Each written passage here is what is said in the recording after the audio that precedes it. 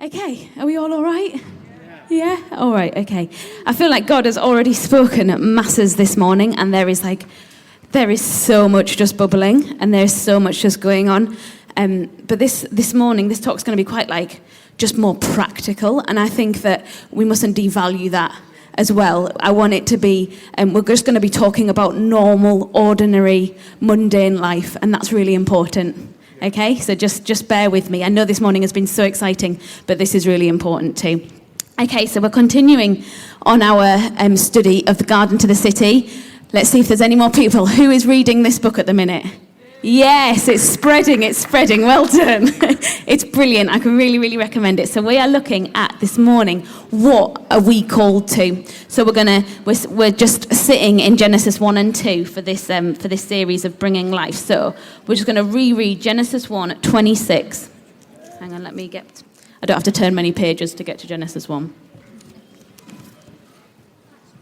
Okay. Then God said, "Let us make man in our image, in our likeness, and let them rule over the fish of the sea and the birds of the sky, over the livestock, over the earth, and over all creatures that move along the ground." So God created man in his own image. In the image of God, he created them. Male and female, he created them. God blessed them and said to them, be fruitful and increase in number. Fill the earth and subdue it. Rule over the fish of the sea and the birds of the air and every living creature that moves on the ground. Then God said, I give you every seed-bearing plant on the face of the whole earth and every tree that has fruit with seed. They will be yours for food. And to all the beasts of the earth and all the birds of the air and all the creatures that move on the ground, everything that has the breath of life in it, I give every green plant for food. And so it was. God saw all he had made, and it was very good. And there was evening and there was morning, the sixth day. So I've highlighted a few I can't see from here, a few phrases. The first bit I wanted to look at, the first bit that stands out to me is when it says that God calls us to rule over it. Now, the word rule isn't a word that we use very often. It's not a word that's kind of in my everyday language. When Edelweiss was born, this is Edelweiss, everybody. When Edelweiss was born, one of her names that we wanted to give her was Etta. And that's because someone from our old church when we were growing up, there was an incredible older lady that was this absolute prayer warrior. Like, she was something else. She was just a larger-than-life character, and she was just amazing. And we just wanted to just claim a little bit of Etta for our daughter. But when I looked at the meaning, Etta means little ruler. And that really jarred with me at first, because I was a bit like, to me, the word little ruler makes me think of a dictator. That's what I think about, and I thought, I don't want that for my child. But because I really love the meaning of names, so I kind of looked into it a bit more, looked into what rule means. And rule just means to claim rightful authority and to live that out, to work at it, to create culture, to be in charge of what you're in charge of. And I was like, actually, no, that is what I want for my daughter. I want her to be a little ruler. Sometimes it does feel like she's a little dictator, but I'm claiming she is a little ruler in her own right. So that is what we're called to do when we're called to rule over the earth, rule over what God has given us. We are called to work.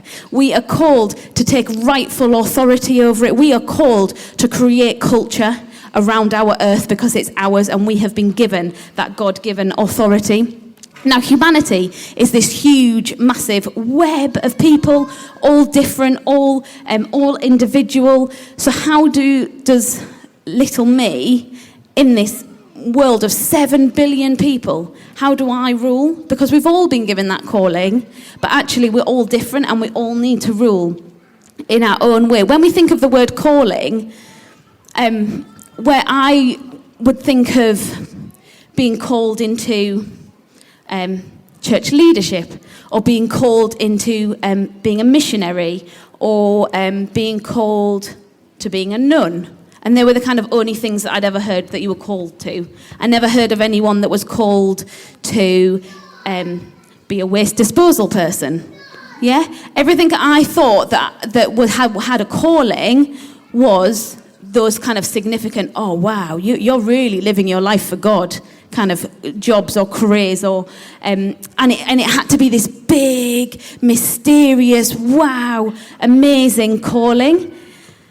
And I remember when I was like 19, I was sitting on some steps, and I was just, everything in me wanted to give my all to God and say, God, take my life, do whatever you want with it. But I just don't know what you want me to do. What is my calling? Tell me. And this is a true story. I don't think I've ever told anyone this. I'll just tell a lot of the right. I sat with my eyes closed now, and I kept saying, God, I'm going to count to 3. And when I open my eyes, just write it in the sky, and then I'll know for certain, and I'll know for the rest of my life. And I did that several times. Okay, God, ready, steady. Oh, it's not there. Okay, God, maybe you weren't quite ready. I asked you to just write it in the sky. And I did that for a little while because I wanted it to be clear. I wanted to have this big moment. I wanted it to be significant. I wanted it to be like, wow. But the truth is, those burning bush incredible moments are incredible moments. They're not just the everyday normal occurrence. That it's in the Bible because it's insane. It's huge. Yeah, we're not all going to have those moments. Maybe some of us might have those moments throughout our lives, but that's not what to expect every day. And that does not mean that then you are not called just because you haven't had that moment. Yeah? So the word calling comes from the Latin root of the word vocatio. That is 100% not how you pronounce that word, okay? But that's what it sounds like in English, vocatio. So that's what the word vocation comes from, and that is what the word voice comes from. The Quakers have this saying, let my life speak. Let my life speak. And that is what my calling is. Because I am uniquely made in the image of God. You are uniquely made in the image of God. There is over 7 billion of us uniquely made in the image of God, and we all have a different voice.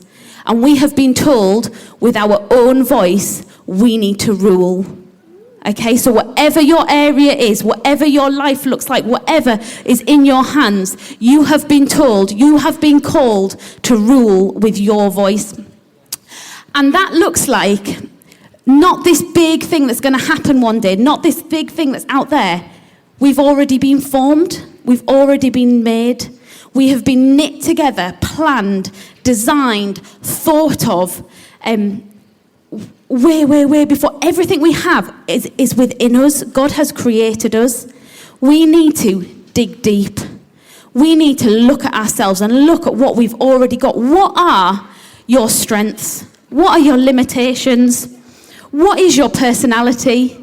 What is, like, all those personality tests that are out there, I absolutely love, like bioenergetics, Myers-Briggs, all the strength finders, all of them have a lot of gold to them because actually it helps us see what is already within us. It helps us see what strengths we can play to, what we can work with. And life is about trials and errors.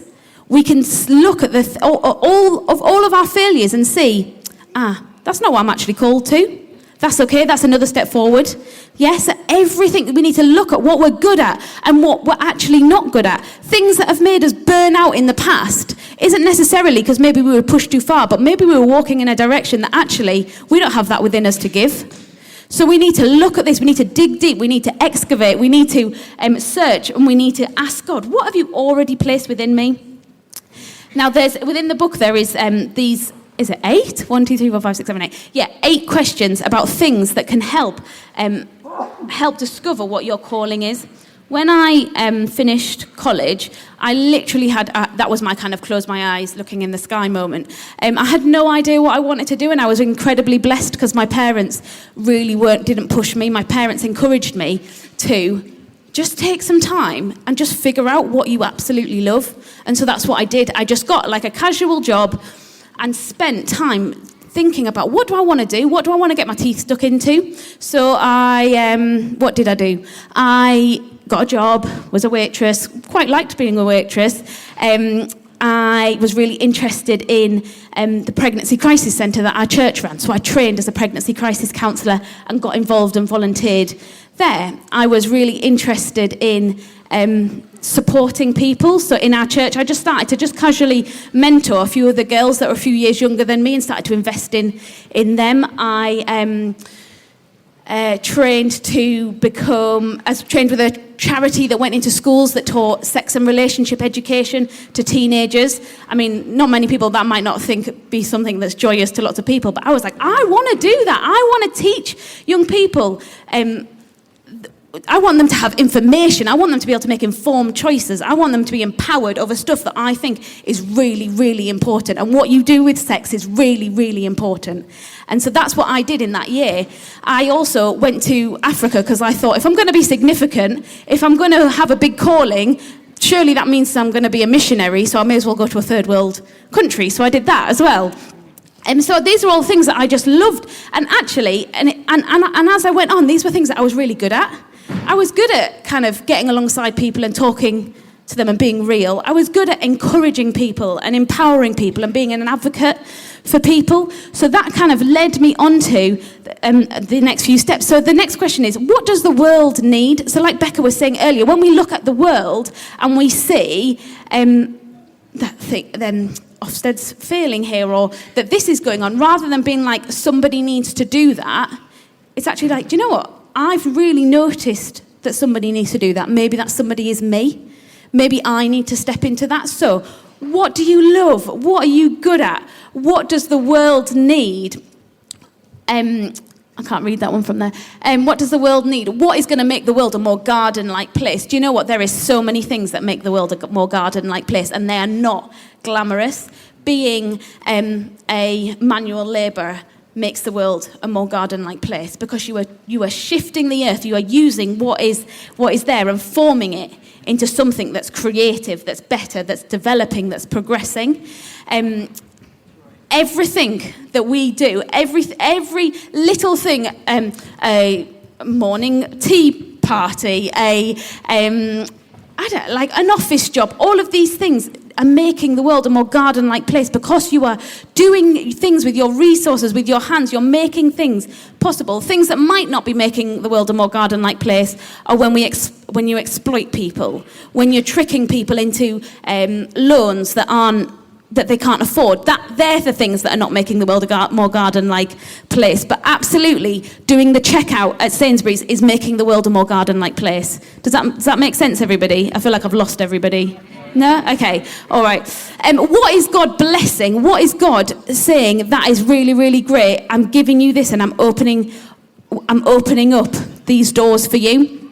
When I did my kind of time of thinking about what I loved, skipping on to the next point, somebody said to me, all these things that you're doing, Kat, that's like a midwife.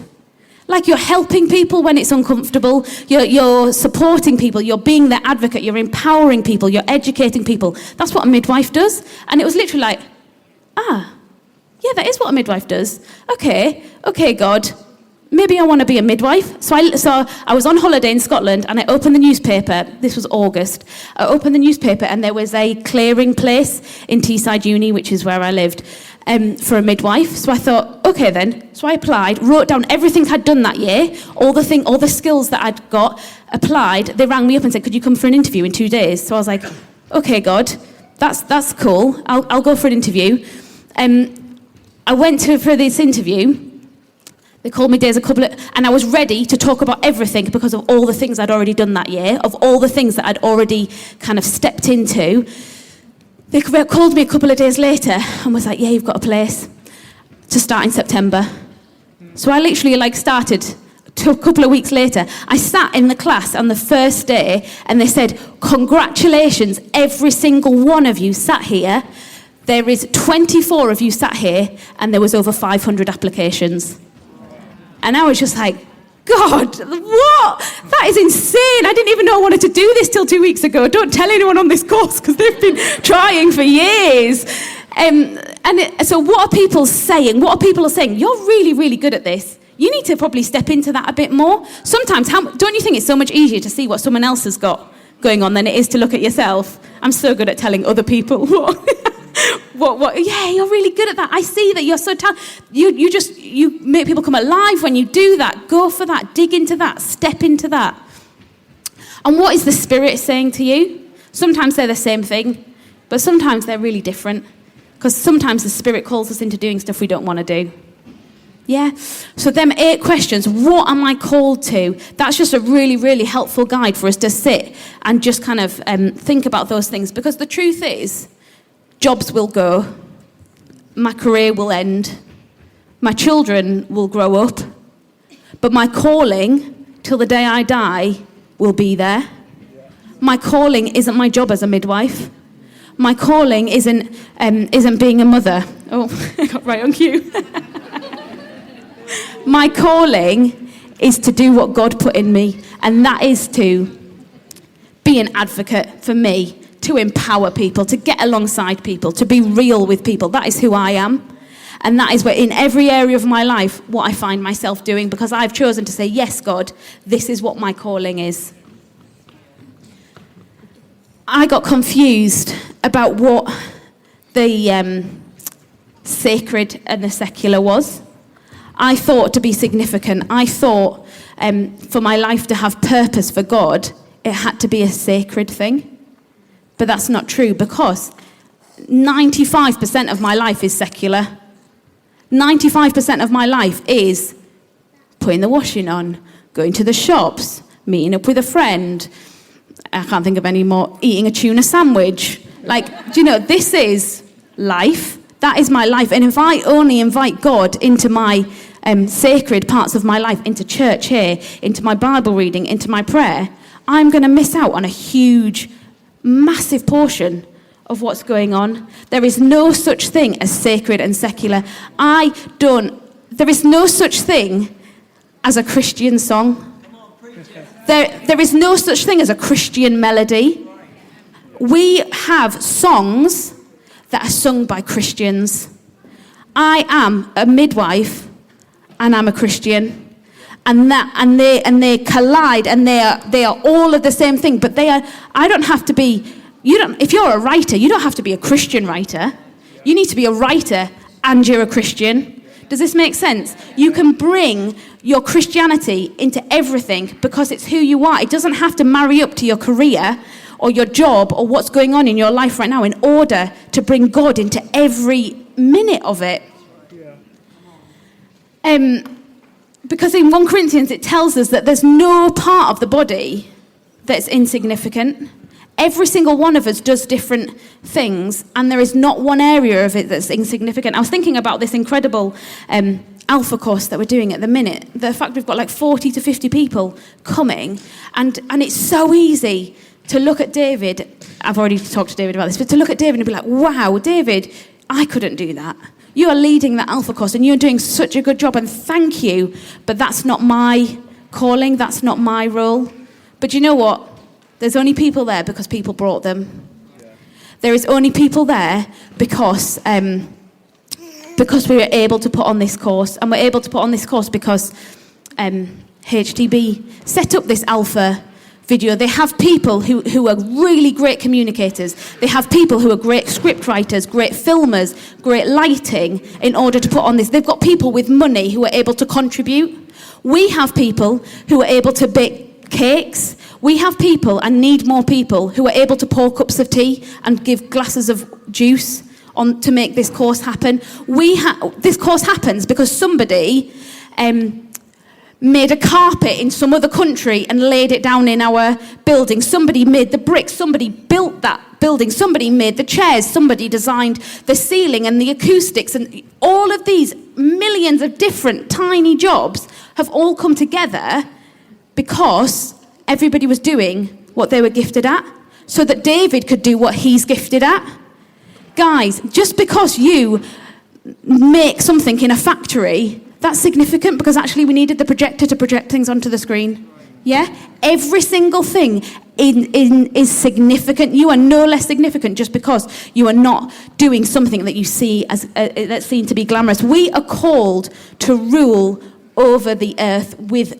You are called to let your voice speak. Let your life speak. So church, we need to rule. Yeah? We need to rule. We need to be good at what we are good at. I am going to be the best midwife that I can physically be, because that is what is in my hands to rule at the minute. And that doesn't look like winning awards. That looks like, this is something that I really, really deliberately do. That looks like after a birth, I clean all of my room. So when the cleaners come in the room, they say, "Who's been in this room?" And that sounds like a little thing, and it's something I have deliberately done. But the amount of times that people have come up and said, "Thank you, I really appreciate that," because I just thought that would be a nice thing to do, and I'm going to be good at it. Another little thing, and I'm not saying this to make me sound good at all. I'm saying this because I want you to know how tiny things are. We constantly have signs up at work. I'm sure any of you that work in an office or anything are familiar with these signs saying, I don't know, "There's no servants here, wash your cup." Like that kind of sign, yeah? Is everyone familiar with that kind of passive-aggressive or just aggressive signs at work? I have this rule that when I take my cup to the sink, I will wash it up and I will wash everything else up that's there, even if it's not myself. And sometimes, like, it's literally like, I am so busy, I do not have 30 seconds, but I'm going to wash up because nobody else has got 30 seconds either. And it's just doing little things like that. Nobody else sees me washing up. Nobody sees me doing it. But that is one thing that I can rule at. I can be good at that, and I can be part of the team, and I can rule at the washing up. How sad's that? That's not the writing that I had in the sky when I was 19. That's not what I was hoping for. But yeah, it's just being. We need to rule. We need to be good. We need to be good at what we're doing. And it ties in with the Great Commission in Matthew, when God tells us to go make disciples of all nations. We need to be living our lives in a way that invites questions. Yeah? Absolutely, we need to tell them with words, but first of all, they need to see, what is going on with that person? What is different about that person? They are excellent. They go above and beyond, and there is something different about them. Right, I think Edelweiss is done. Let's invite the band up. That is all I want. That is all I want to say. And that's kind of, I think let's just spend some time, maybe do one more song in worship, and let's just, thanks.